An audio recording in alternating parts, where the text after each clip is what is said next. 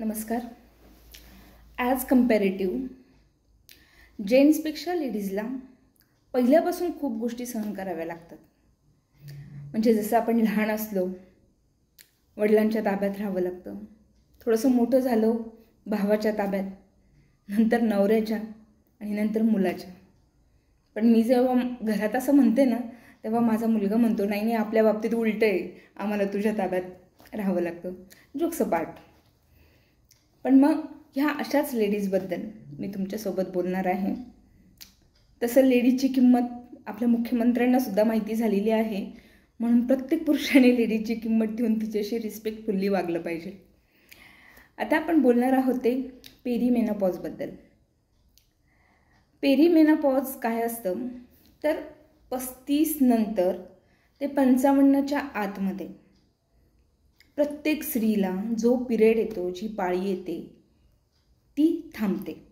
पण ते प्रत्येकाचं वेगळं वेगळं वय असतं आणि मग तो जो पिरियड असतो म्हणजे 5 वर्षांनी थांबणार आहे किंवा 10 वर्षांनी थांबणार आहे. मग जेव्हा तो थांबेल तेव्हा पण त्याच्या आधी आपल्याला काय सिम्पटम्स होतात, आपल्याला काय त्रास होतो त्याबद्दल आपण बोलणार आहोत. तर सगळ्यात पहिले ना ब्लिडिंगबद्दल बोलू आपण. ज्या वेळेला प्रीमेनोपॉज असतो ना, पेरीमेनोपॉज असतो त्यावेळेला कुणाला एकदम थोडंसं ब्लिडिंग होतं, कुणाला जास्त प्रमाणात ब्लिडिंग होतं. 5 दिवस, 10 दिवस, 15 दिवस. त्यावेळेला जास्त घाबरून जायचं नाही आहे. तर हा चेंज ॲटोमॅटिक होतो. ते बघत राहायचं, आपल्यामधले चेंजेस बघत राहायचे. पण तरी पण आपल्याला जर वाटलंच की नाही हे थोडंसं अनैसर्गिक आहे त्यावेळेला मात्र डॉक्टरांकडे जायचं. त्यानंतर वेगवेगळे शारीरिक बदल होत असतात. आणि आता हे ब्लिडिंगचं प्रमाण का वाढतं तर आपल्या शरीरामध्ये युट्रसमध्ये चेंजेस होतात, आपल्या ओव्हरीजमध्ये चेंजेस होतात, म्हणून हे ब्लिडिंगचं प्रमाण थोडंसं चेंज झालेलं असतं. त्याच्यानंतर आपल्या शरीरामध्ये बदल होतात. म्हणजे जसं बोन्स खूप दुखायला लागतात, पाठ दुखते, गुडघे दुखतात आणि आपल्याला असं वाटतं की आपल्याला काहीतरी खूप मोठा आजार झालेला आहे आणि आपण विनाकारण दवाखान्यात धाव घेतो. आणि तिथे गेल्यानंतर मग डॉक्टर आपल्याला तुम्हाला कॅल्शियम कमी झालं, अमकं झालं, तमकं झालं, हे करा ते करा, भाराभार गोळ्या देतात आणि त्या गोळ्या आपण घेतो आणि नको ते आजार परत आपल्याला होऊन जातात. म्हणून थोडंसं आपल्या खाण्यापिण्यामध्ये बदल करायचा आणि आपल्या दैनंदिन जीवनामध्ये बदल करायचा आणि बघायचं की कसं वाटतंय आपल्याला. पण खूप घाबरून नाही जायचं. हा नैसर्गिक बदल आहे आणि तो होतोच. त्यानंतर आपला हिमोग्राम पण चेंज होतो, आपल्या Hbमध्ये बदल होतो, आपल्या ट्रायग्लिसराईडमध्ये बदल होतो, कोलेस्टेरॉलमध्ये बदल होतो. म्हणजे हे जे बदल आहेत ना ते आपल्या खाणपानाने, आपल्या एक्सरसाइजने, आपल्या मेडिटेशनने आपल्याला चेंज करायचे असतात. त्याच्यानंतर आपल्या हार्मोन्समध्ये बदल होतात. हार्मोन्समध्ये बदल झाल्यामुळे आपल्या बॉडीमध्ये बदल होतात. आपण बारीक असतो, थोडंसं फुलतो, जाड होतो. त्याच्यानंतर आपल्याला पिंपल्स येतात, असं हातावर वगैरे रॅशेस येतात. माझ्या पण हातावर रॅशेस आले होते, मला खूप घाबरायला झालं. मी खूप स्किनची ट्रीटमेंट घेतली पण ते रॅशेस काही जात नाही. पण त्या रॅशेसनी किंवा त्या पिंपल्सनी घाबरून पण जायचं नाही. ते नैसर्गिक आहे, ते बरोबर काळाच्या ओघाने बदलून जातं. पण मग त्याच्यामुळे काही असं घाबरण्यासारखं काही नसतं. नंतर व्हजायनल ड्रायनेस येतो. म्हणजे असं खूप चेंजेस होतात. आपले केस खूप सुंदर असतात, आधी चमक असते, मोठे मोठे असतात, हेवी असतात, नंतर ते पातळ होतात. पण हे नैसर्गिक असतात कारण ते हार्मोन्समुळे. त्याच्यानंतर आहे ना हे हार्मोन्स वगैरे सगळे बदल झाल्यामुळे ना आधी आपला स्वभाव जरा शांत वगैरे असतो. सगळे म्हणतात काय गरीब काय आहे.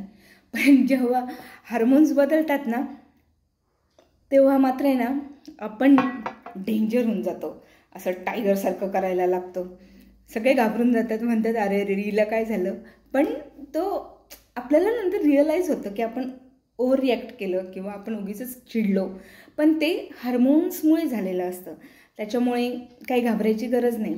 आणि आपण जाड झालो, बारीक झालो, आता काही मॅटर करायचं नाही ह्या गोष्टी. कारण आपला नवरा काही आपल्याला आता चेंज करणार नाही कारण ते चान्सेस गेलेले आहेत. त्याच्यामुळे थोडीशी तब्येत जाड झाली, बारीक झाली, डझंट मॅटर.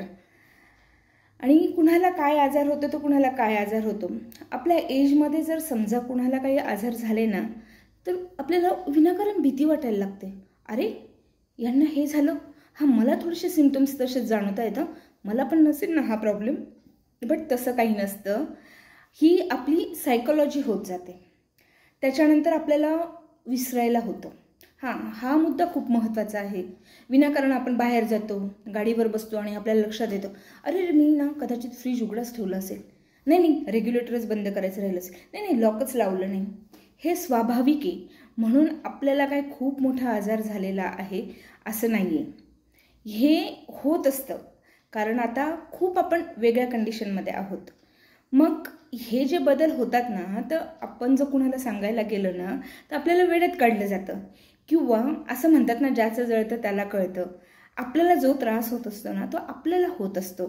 आपण कुणाला कंपल्शन करायचं नाही की अरे बाबांनो मला हा त्रास होतोय, मला दवाखाना करायचा आहे, कारण आपला त्रास आपल्याला सहन करायचा आहे आणि आपण लेडीज आहोत आणि ते आपल्याला सहनच करावं लागणार आहे. त्याच्यामुळे एक गोष्ट लक्षात ठेवायची की आपल्याला ज्यावेळेस असं त्रास व्हायला लागला तर आपण समजून घ्यायचं की आपण पेरिमेनोपॉजमध्ये आहोत आणि आपणच आपलं मन कशात तरी गुंतवून घ्यायचं, पुस्तकं वाचण्यात, एक्सरसाइज मात्र नक्की करायच्या. आणि कन्सिस्टन्सी खूप महत्त्वाची आहे. एक्सरसाइज कधी आज फिरायला जायचं, उद्या कधी झुंबा करायचा, कधी योगा करायचा, कधी मेडिटेशन करायचं, कधी काय करायचं, पण एक्सरसाइज मात्र निश्चित करायची. आणि थोडं लिटिल अमाऊंटमध्ये डाएट करायचं. असं काही नाही की मी काय असं म्हणणार नाही की खूप डाएट करा, आत्ता डाएट करायचंच नाही. आपण जगण्यासाठी खातो की खाण्यासाठी जगतो, ह्या दोन गोष्टी खूप महत्त्वाच्या आहे. आपल्याला आवडताना ते निश्चित खायचं, फक्त थोड्या प्रमाणात खायचं आणि आपल्या हेल्थकडे बघायचं. मग आता आपल्याला कळून गेलेलं आहे की आपली ही प्रीमेनोपॉजल कंडिशन आहे, म्हणून ह्या सगळ्या गोष्टी होत राहतील. म्हणून घाबरायचं नाही, जीवन खूप सुंदर आहे, ते जगत राहायचं आणि टेन्शन फ्री राहायचं.